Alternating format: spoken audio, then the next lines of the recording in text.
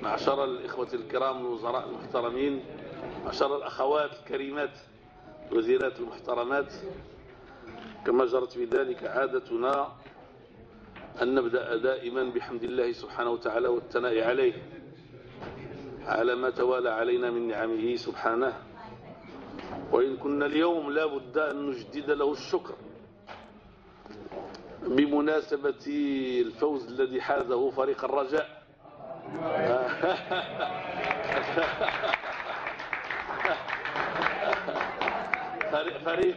فريق الرجاء البيضاوي وفريق الرجاء الوطني، لأنه اليوم أصبح مصدر اعتزاز وافتخار وفعلا البارح تلقيت مكالمة من فلسطين تهنئني بالفوز الذي حازه فريقنا المحترم. وأود أن أقول بالمناسبة كلمة قصيرة جدا، وهي أن هذا يؤكد ما ادعيته دائما من أن المغاربة قادرون على إنجاز المعجزات تقريبا إذا كانت اللعبة نظيفة. هذا هو. فإنهم